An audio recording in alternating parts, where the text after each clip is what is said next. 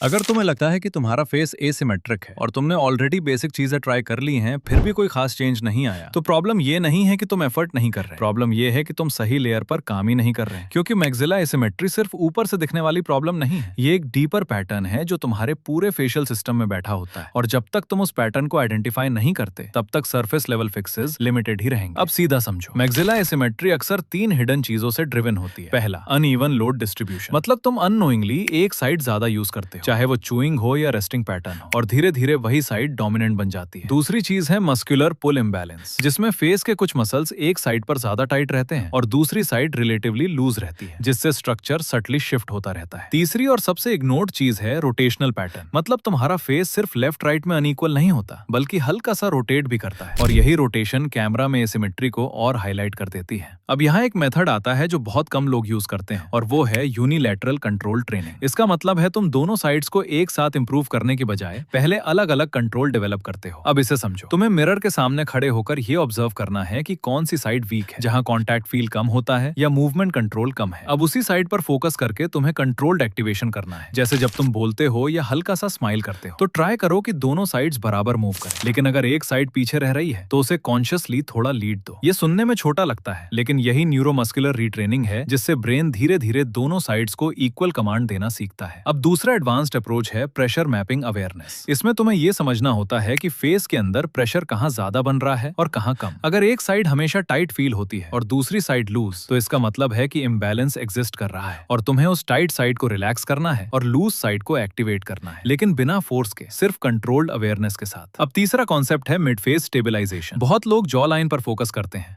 लेकिन maxilla asymmetry mid face में ज्यादा दिखती है। इसलिए तुम्हें चीक एरिया के मूवमेंट और सपोर्ट को ऑब्जर्व करना होगा। क्या दोनों साइड्स बराबर उठती हैं या एक साइड फ्लैट लगती है? अगर इम्बैलेंस है तो तुम्हें डेली एक्सप्रेशंस के दौरान उसे करेक्ट करना पड़ेगा, ताकि धीरे धीरे पैटर्न शिफ्ट हो। अब समझ लो, ये सब क्विक फिक्स नहीं है, लेकिन ये वही लेवल है जहां एक्चुअल चेंज शुरू होता है, क्योंकि तुम पहली बार सिम्टम नहीं बल्कि सिस्टम पर काम कर रहे हो। अब यहाँ से हम डायरेक्ट उन मेथड्स पर आते हैं जो एक्चुअली एसिमेट्री को टारगेट करते हैं, लेकिन ये नॉर्मल एक्सरसाइजेस नहीं है, ये कंट्रोल और करेक्शन बेस्ड अप्रोचेस हैं, इसलिए इन्हें समझ के साथ करना पड़ेगा। सबसे पहले आता है यूनिलैटरल लोडिंग करेक्शन। ये कॉन्सेप्ट सिंपल है लेकिन बहुत पावरफुल है, क्योंकि ज्यादातर लोगों की आदत होती है एक ही साइड से ज्यादा च्यू करने की या सेम साइड पर ज्यादा लोड डालने की, और धीरे धीरे वही साइड डोमिनेंट बन जाती है। इसलिए तुम्हें कॉन्शियसली ये पैटर्न ब्रेक करना होगा। लेकिन यहाँ गलती ये होती है कि लोग बस दूसरी साइड से च्यू करना शुरू कर देते हैं, जबकि सही तरीका ये है कि तुम्हें वीक साइड को कंट्रोल्ड तरीके से एंगेज करना है। मतलब च्यूइंग करते समय फूड को उस साइड पे ले जाओ, लेकिन फास्ट च्यू मत करो, बल्कि स्लो और कंट्रोल्ड च्यू करो, ताकि मसल्स प्रॉपर्ली एक्टिवेट हों और ब्रेन उस साइड को रिकॉग्नाइज करे। ये सिर्फ हैबिट चेंज नहीं है, ये न्यूरोमस्कुलर करेक्शन है। अब दूसरा मेथड है एसिमेट्रिकल रिलीज टेक्निक। इसमें तुम्हें उस साइड को आइडेंटिफाई करना है जो टाइट फील होती है, यूजुअली वही साइड डोमिनेंट होती है, और फिर तुम्हें उस साइड के चीक एरिया को इंटरनली रिलैक्स करना है। इसके लिए तुम क्लीन फिंगर से चीक के अंदर हल्का प्रेशर देकर उस टाइटनेस को रिलीज कर सकते हो, लेकिन ये मसाज जैसा नहीं है। यहाँ गोल है टेंशन को रिड्यूस करना, ताकि स्ट्रक्चर पर अनइवन पुल कम हो। अब तीसरा मेथड है गाइडेड मिरर करेक्शन। इसमें तुम्हें मिरर के सामने खड़े होकर कंट्रोल्ड एक्सप्रेशंस प्रैक्टिस करनी है, जैसे स्माइल या लाइट टॉकिंग मूवमेंट, लेकिन ध्यान रखना है कि दोनों साइड्स इक्वल मूव करें। अगर एक साइड पीछे रह रही है तो उसे कॉन्शियसली थोड़ा लीड देना है। शुरू में ये ऑकवर्ड लगेगा, लेकिन धीरे धीरे ब्रेन इसे नॉर्मल मानने लगता है और मूवमेंट सिमेट्रिकल होने लगती है। अब चौथा कॉन्सेप्ट है हेड टिल्ट अवेयरनेस। ये बहुत अंडररेटेड है, क्योंकि कई बार एसिमेट्री सिर्फ फेस में नहीं होती, बल्कि हेड का स्लाइट टिल्ट उसे और ज्यादा दिखाता है। इसलिए तुम्हें ये ऑब्जर्व करना है कि तुम्हारा हेड नेचुरली किस साइड झुकता है और उसे न्यूट्रल पोजीशन में लाने की प्रैक्टिस करनी है। इससे मैक्सिला की विजुअल अलाइनमेंट इंस्टेंटली बेटर लगती है और लॉन्ग टर्म में पैटर्न भी शिफ्ट होता है। अब पांचवा पॉइंट है स्लो अडेप्टेशन ट्रैकिंग। तुम्हें रोज रिजल्ट देखने की जरूरत नहीं है, बल्कि हफ्तों में छोटे छोटे चेंजेस नोटिस करने हैं। जैसे क्या एक साइड का कंट्रोल बेहतर हो रहा है, क्या टाइटनेस कम हो रही है, क्या एक्सप्रेशंस बैलेंस्ड लग रहे हैं। अगर ये चेंजेस आ रहे हैं तो इसका मतलब है कि तुम सही डायरेक्शन में जा रहे हो। अब सबसे इंपॉर्टेंट बात यह है कि ये सब मेथड्स तभी काम करेंगे जब तुम इन्हें रैंडम तरीके से नहीं बल्कि अवेयरनेस के साथ करोगे, क्योंकि एसिमेट्री फिक्स करना फोर्स का गेम नहीं है, ये कंट्रोल और कंसिस्टेंसी का गेम है। और जब तुम ये समझ लेते हो तो धीरे धीरे तुम्हारा फेस नेचुरल तरीके से बैलेंस्ड दिखने लगता है।